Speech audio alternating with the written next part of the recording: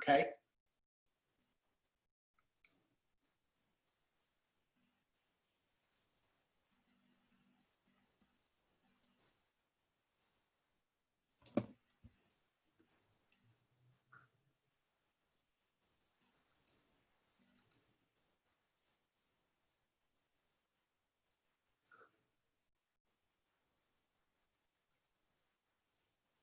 I think, Sarah, I Yeah, think people are starting to get on. We'll wait a minute or two before we officially start. Right now, we're almost at 100 participants and growing. So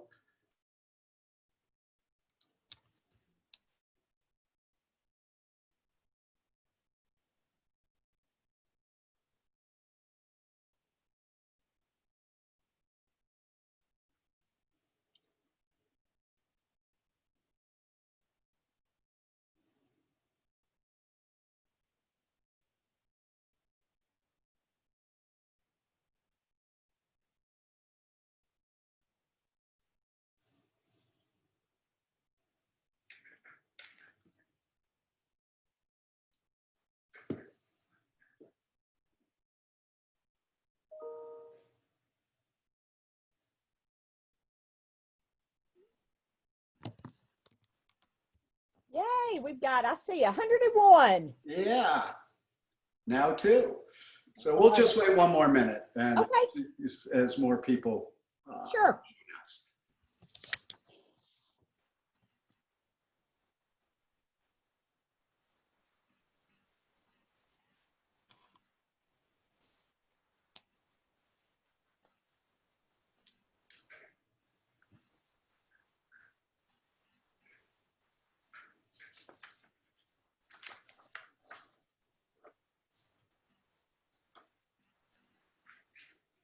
Hi, everyone. I'm Tom Cohn, and I serve as the Executive Vice President of PMA, and I want to thank you all personally for joining our webinar today. For nearly 70 years, PMA has served as an essential source of practical information to help make property managers' jobs easier and more professionally rewarding. And given that we are sheltering in place, does not dismiss the fact that we still need to continue to manage our properties and engage our teams. That's why this webinar is perfect for this time. We need to adapt to ensure that we are providing the best oversight and direction for our teams and our communities, even if we have to do so remotely. And we could not have found a better leader to share valuable insights that work than Dr. Debbie Phillips. Debbie is high energy, high enthusiasm, and high passion. She brings to this webinar more than 3 decades of real estate experience and a successful track record of entrepreneurial excellence. Last year, Globe Street recognized Debbie as a woman of influence in real estate. She was the first person to receive an award of excellence as a CPM from IREM and has been honored countless times for her contributions to the industry. Debbie earned her doctorate from Georgia Tech, where she developed an employee engagement model for the multi-housing industry. And if you like what you hear today, we have an encore.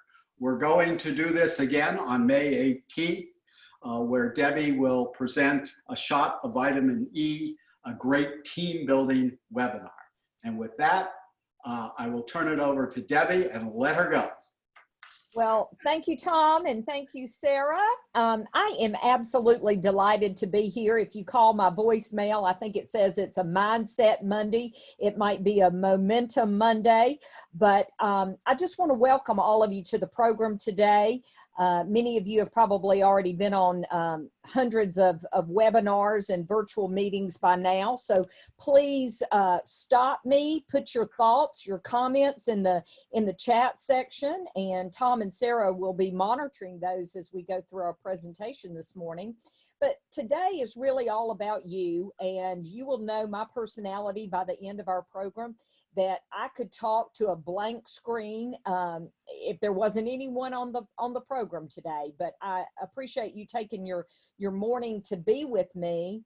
And as Tom mentioned, You know, we're all trying to make the best of a very stressful situation.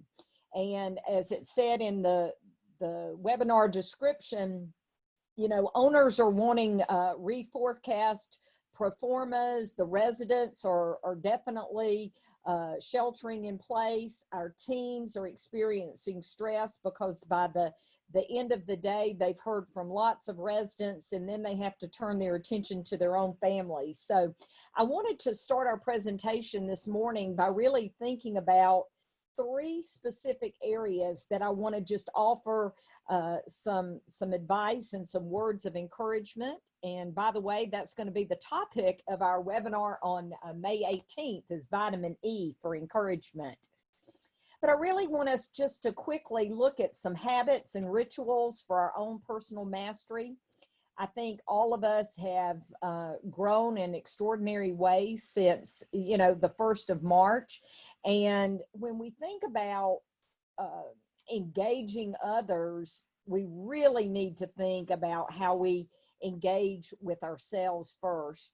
We're going to look at some communication protocols. And as Tom mentioned in my bio, employee engagement is really part of my passion for looking at the difference between satisfaction and engagement.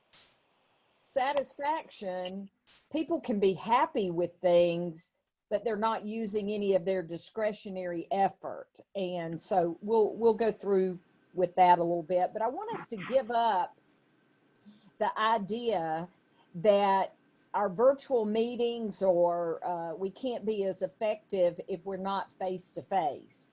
And that's simply not the truth. You know, we're connecting, 117 of us are connecting in a virtual way. And that does not diminish the power or the level of commitment that we have with one another. So when someone pushes back with you and says, oh, you know, I don't know if we can accomplish that, push back on that and say, not only can we accomplish it, but we can make it at least as meaningful, if not more meaningful. Tom and I share a love of books. And Tom, I put this slide in for you and me. If information got you rich, any librarian would be a billionaire. And it's what you do with the information that counts.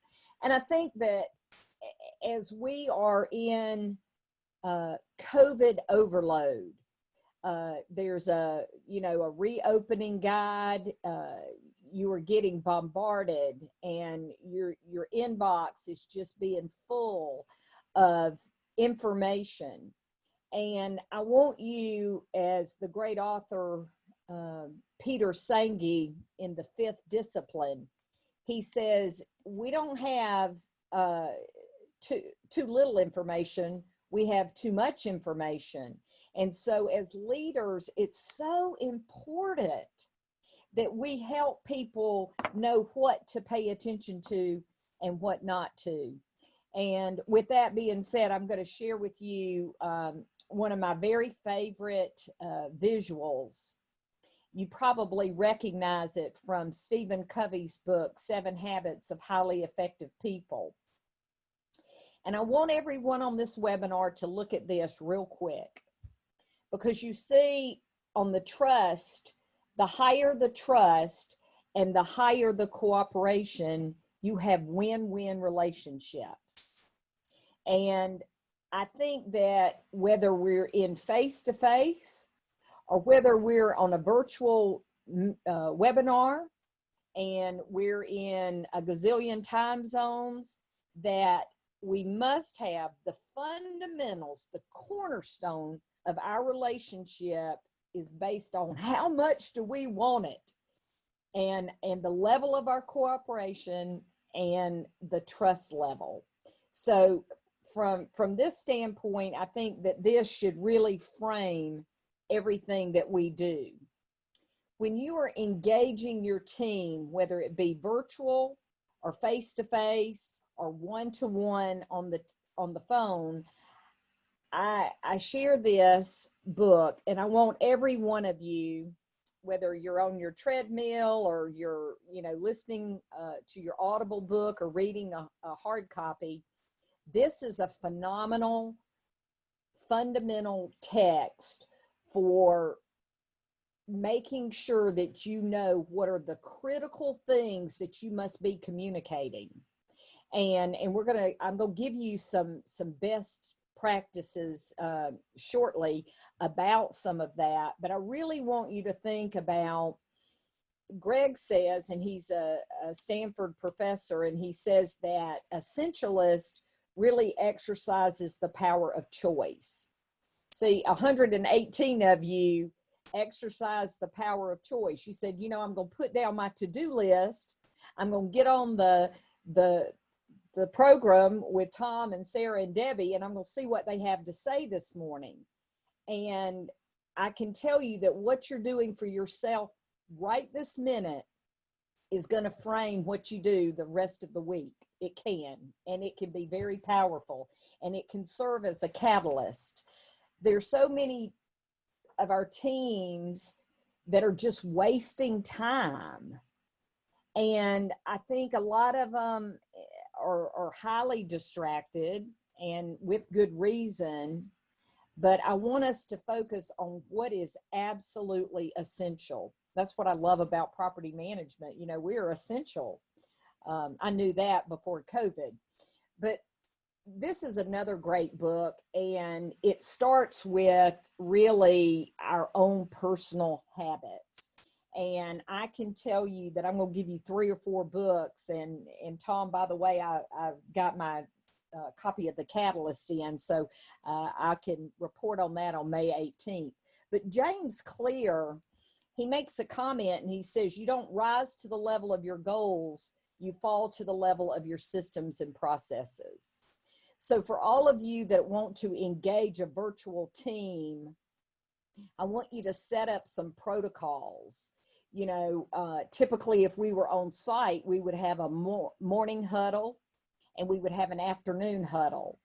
I love to treat real estate as if it were, that retail shop, meaning we got to get ready for the customers. And at the end of the day, we've got to have a team huddle to say, okay, what did we accomplish and what's on tap for the next day? So those 2 books, Essentialism and Atomic Habits, are very good for when you are coaching teams as well as coaching yourself, that what are your habits and those micro habits. I love this. It says, think through, then follow through. What does that mean? Think through, then follow through. There will be things that you probably put out last Thursday and Friday that you're expecting to have some follow-up on this week. So, and I did a webinar last week, and I said, put more margin in your schedule than you typically would, because as well as I know, things always take longer than you think they do. So building in a little bit more margin is important, and anticipating trouble. What goes wrong if the technology doesn't work? Does somebody else have the outline for the meeting? Anticipate trouble, build in redundancy, and prepare a script. I think a lot of our teams today are running on a new normal. So the more you as the leader can give them tools or give them a script. I'm talking later this week about virtual leasing. We had 17 leases last week on a property, and they were all done virtually. And some of them went smooth and some of them were pretty choppy. But at the end of the day, I think that people do better. It's like driving down the road or a curvy road. We all do better when we have guardrails. So prepare a script, plan ahead, and use our time effectively.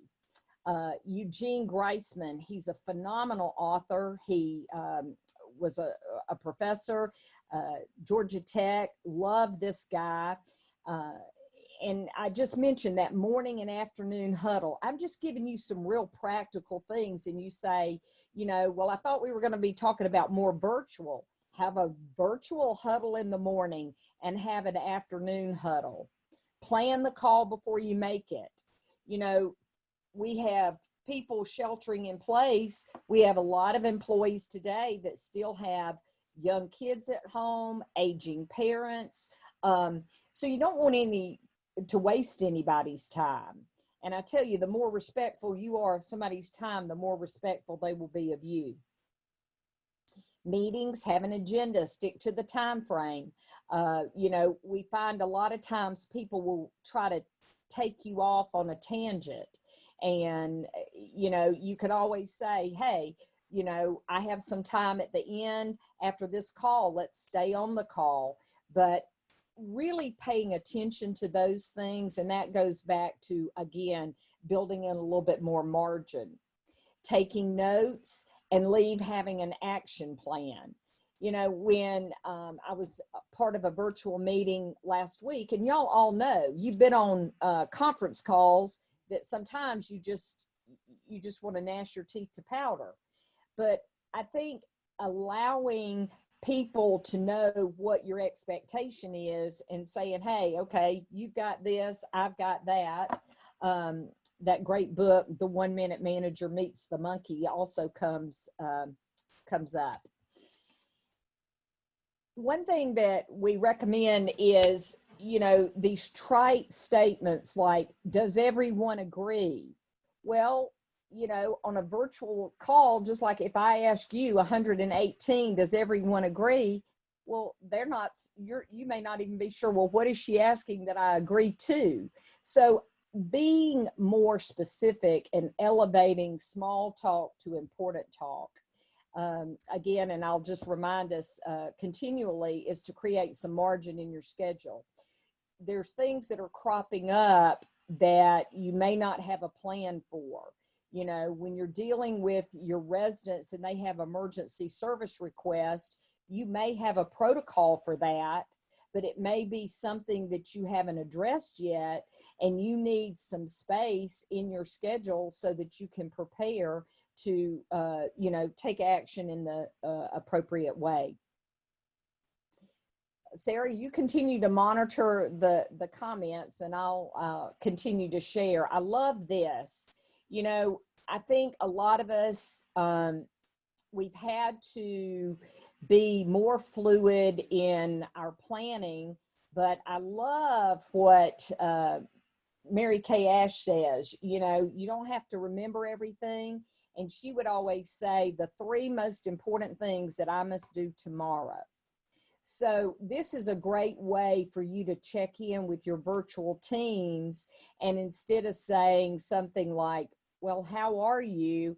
Say, what's the headline for your week? Or, what are the big rocks in your jar? What are the absolutely vital things that you're going to accomplish this week? So again, just elevating that small talk to important talk. Again, don't give people free access to your time. Set a time limit. We have a time limit on our presentation today. But again, that doesn't mean that I, am not available for you. It's just that when you set times, people can plan accordingly, and people like consistency as well. Remember the bands on the beach ball. I think this is really important, and I took this from Susan Scott's book, Fierce Conversations.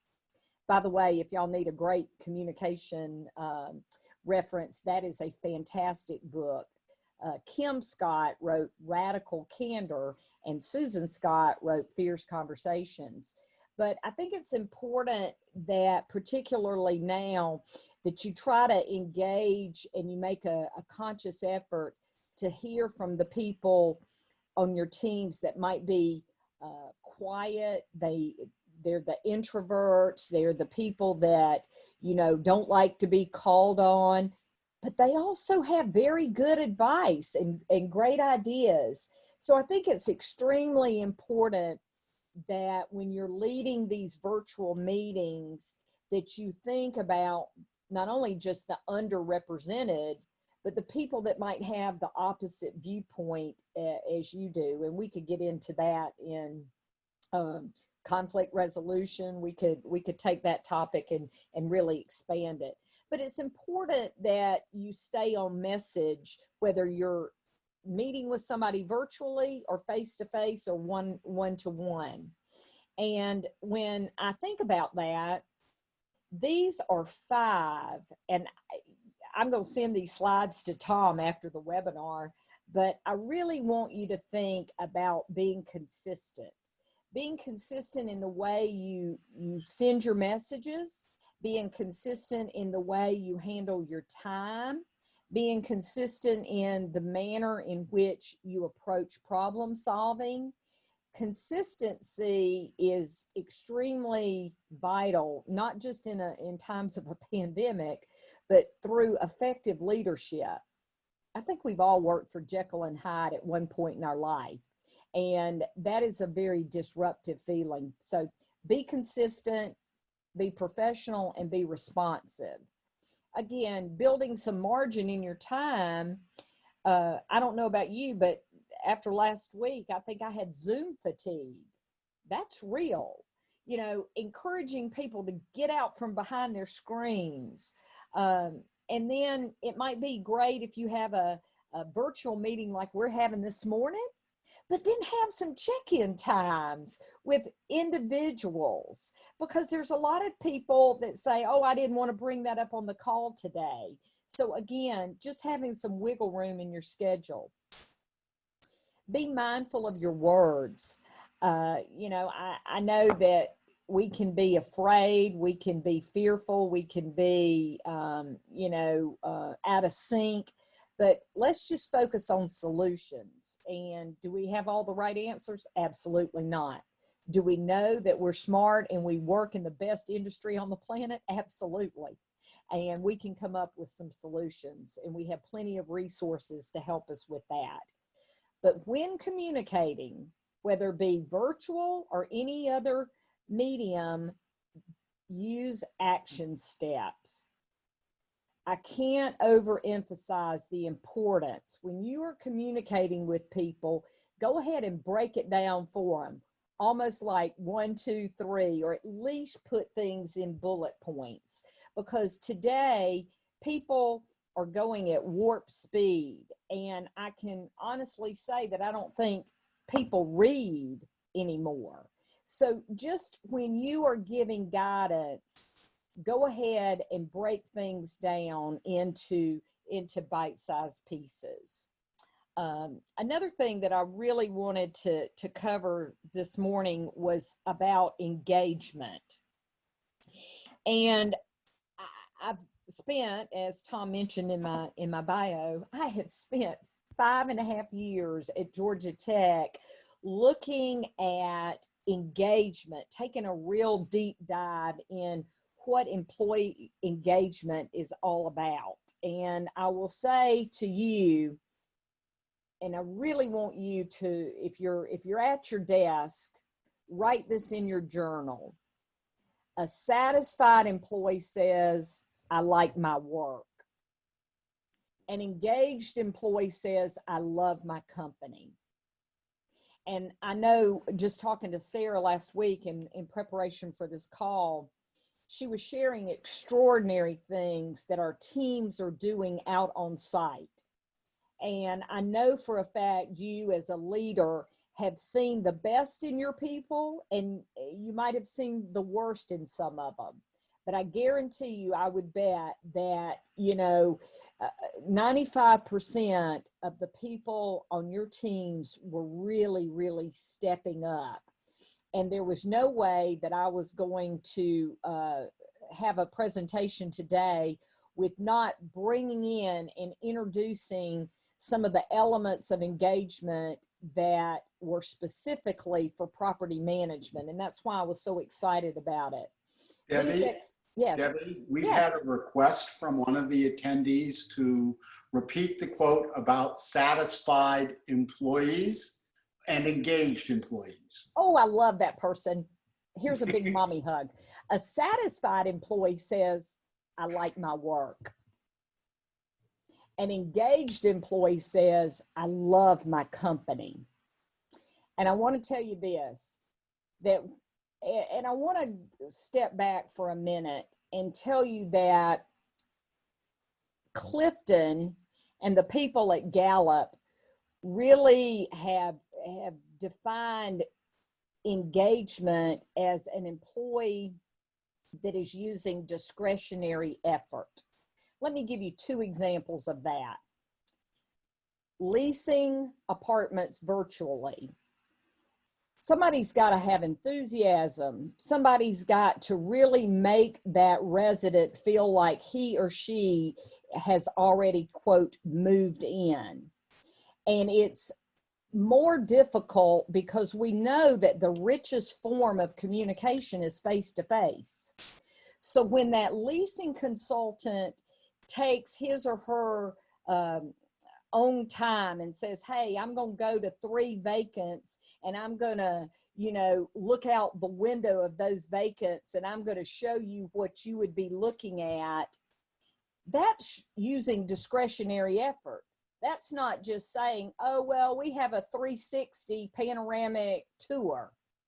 No, that leasing consultant saying, I'm going to walk up to the 7th floor, I'm going to walk up to the 4th floor, I'm going to go to that particular apartment, and I'm going to show you what your view would look like. That's one example. The second example is when we have a service tech. Please eliminate maintenance man out of your vocabulary. I want you to call them a service tech, a service engineer, a service supervisor. But a maintenance man or a maintenance woman, that's not cutting it. So we have a service tech in Charlotte, North Carolina, and his name is Tim. And Tim has been doing Tim's tips for, changing out your own filter, fixing this in your apartment, those kind of things. That's showing discretionary effort. But these 12 elements of engagement, and I'm going to help you just in your note taking, write down number 1, clear expectations. The quote says, I know what is expected of me at work.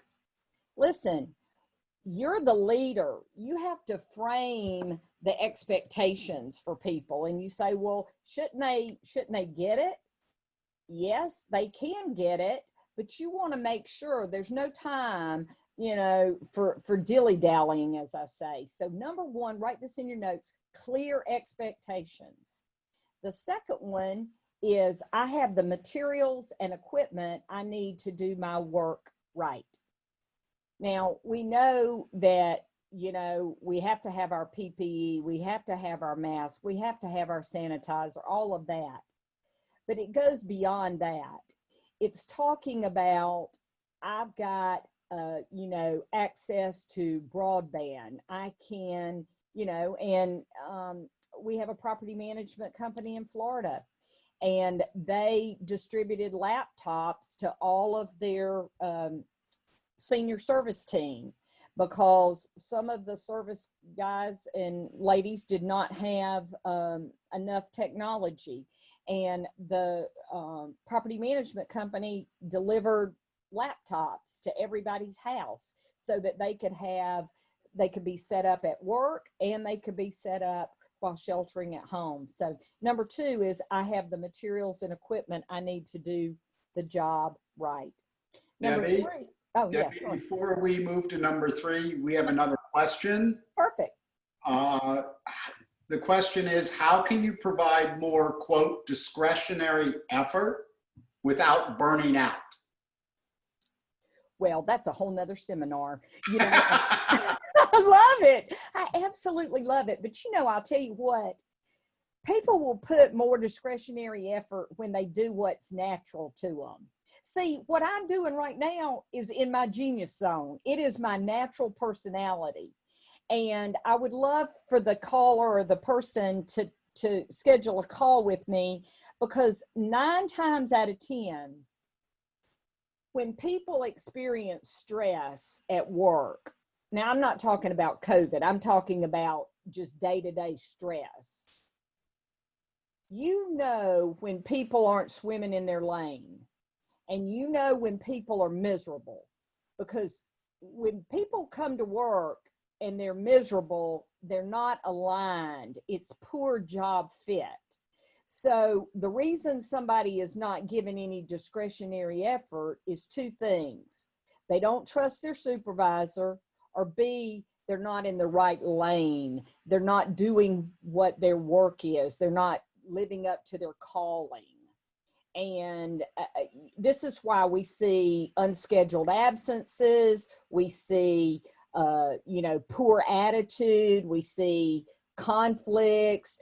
People saying, well, why did she ask me? And we could go over that. But the bottom line is people give more when they're happier and when they enjoy the work that they do. I know I'm limited on our time today, but I could stay with you all day long because I want you to have what you need. And if you've got a team member and they're rowing in the wrong direction, the best thing you can do, and again, you can't solve this problem in the middle of a crisis. But as soon as the crisis calms, have a conversation with that team member and help them find what is really meaningful. And sometimes it means cutting the rope. I call it pruning. And the longer you wait to have that discussion, the more demoralizing it is to the rest of the team. And until I meet you in person, read the book Radical Candor. And I've got book notes too. If you want to reach out to me, I can send you a quick down and dirty couple pages for Radical Candor. But the bottom line is people will do more when they're matched to the job. This is exactly what number 3 says. Good point. At work, I have the opportunity to do what I do best every day. I do not need to be working in your accounting department. That's not my genius zone. My genius zone is teaching. I love that quote. The 2 most important days of your life, the day you were born and the day you know why. People are all tangled up like Christmas tree lights because they don't know who they are or what they love to do. But number 4, this is big, big, big, especially engaging teams in a virtual world. In the last 7 days, I've received recognition or praise for doing good work. Now, some of you on the call are going to say, good God, Debbie, I'm doing good just to get through my daily emails, much less reach out and sing Kumbaya. But you know what? People want to hear from you, leaders. They want to know, even if they screw up, there's a difference in feedback and feed forward. We screw up all the time and we need to say, hey, next time we should try X, Y, or Z. But all my leaders on the call today, 118 of you, I want you, it's easy to reach out to people that are like us. I want you to reach out to some people on your team that you normally, wouldn't find in your daily route, as I say, and give them some extra love.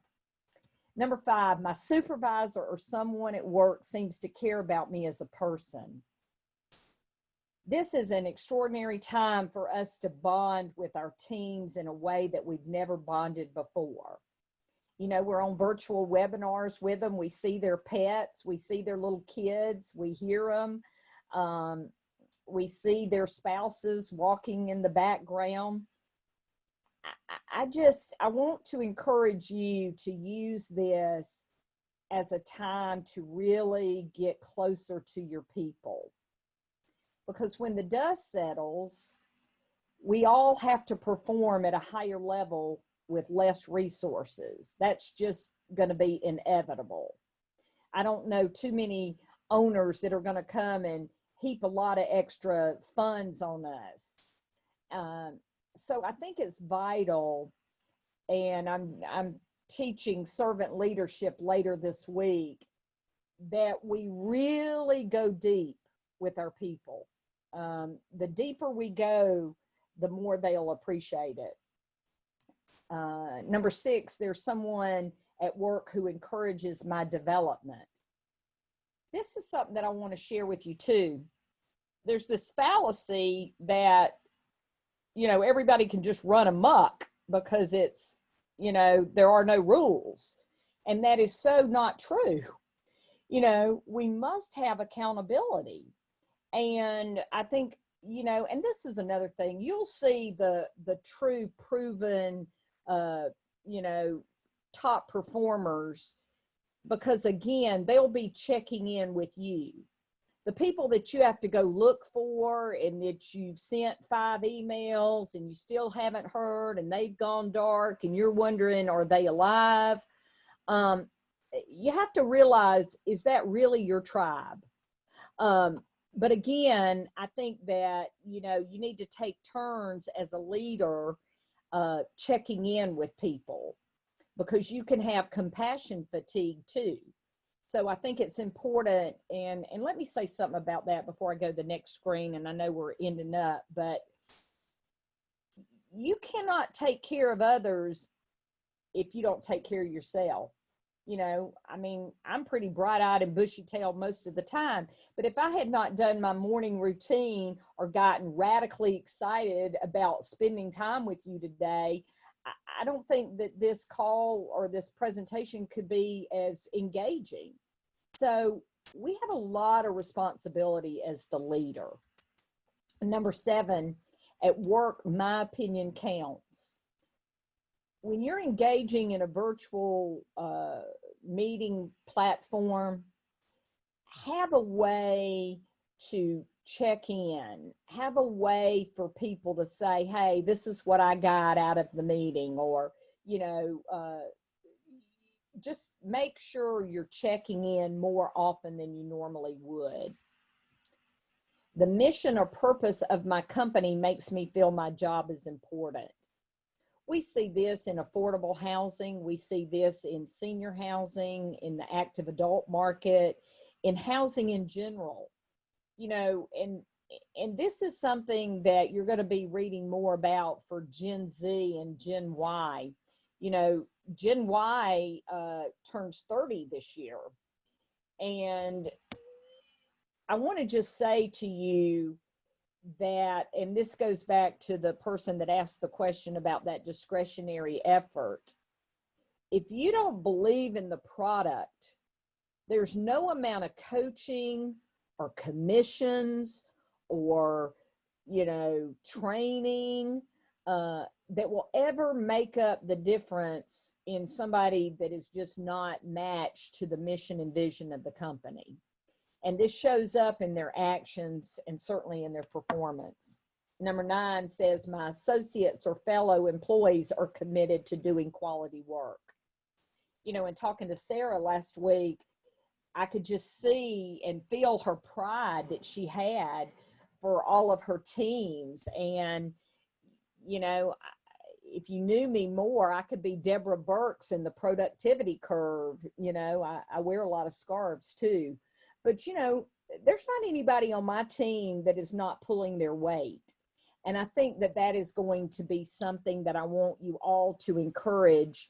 Meeting virtually is going to be here, and it's going to stay with us for a while. And not only is it cost effective, but, you're not sitting in traffic. And I'm not saying that we're not going to come back and have one-to-one, face-to-face, and those team meetings in person, but I'm just saying we can make the best of this.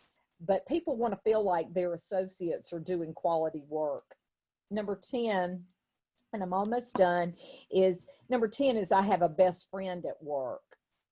When we were getting into the industry a long time ago, you didn't want to have a lot of friends at work, or it wasn't, in vogue. But now you look at Southwest Airlines, you look at, you look at Amazon, they're hiring 75 to 100,000 people. Like attracts like. And we spend more time with those that we work with than we do our families. So I know personally, and I bet if we took a poll on this call, and that's another thing, you can use poll anywhere, everywhere. You can do a lot of things with technology to get people's opinions. But I'm sure that there's people on this call that said, I had or found a best friend through my work in this type of industry. Number 11, in the last 6 months, someone at work has talked to me about my progress. You know, when this is all over and we have all these after action reviews and the debriefings and all the things that are going to come out of this, I will tell you that I want you to ask your team, what do we know now that we could be better at the next time? And, you know, progress is the goal, not perfection. And then the last one is, this last year, I've had the opportunities to work at work to learn and to grow. And this is probably one of the most statistically significant drivers of employee engagement, because where people have the opportunity to learn and to grow, they're going to stay.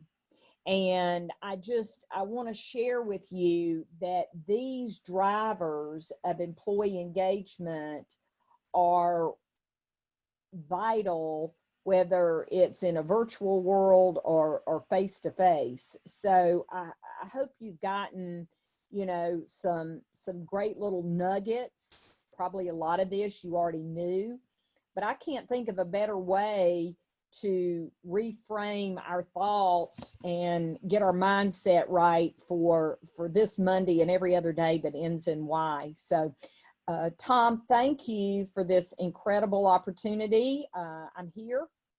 If somebody wants to ask some more questions, I invite you to come on May 18th as we talk about engagement, but also encouragement.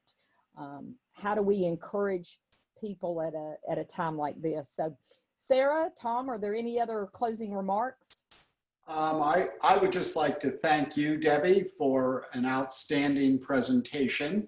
Not surprising at all, but nonetheless, thank you very much. I believe that most of our members on the call and our guests have more than a couple of nuggets to take back and engage their teams more effectively. I want to thank everyone who joined the call today and encourage you to return on May 18th and tell your coworkers and your friends at work, your best friend at work, to join with us on May 18th as well, and at the other webinars and virtual programs that PMA will develop to help make your job easier and more professionally rewarding. And with that, unless there are other questions, I think we can call it a meeting. Okay, well, Tom, I will send this slide deck to you so that you and Sarah can post that. And certainly, if anybody on the presentation today would like to reach out to me, here's my contact information. What is mine is yours, and I mean that. Whatever I have and you need, please reach out. And thank you, Tom. Thank you, Sarah, for coordinating such a wonderful event. And with that, we'll meet again Monday, May 18th. Bye. Bye.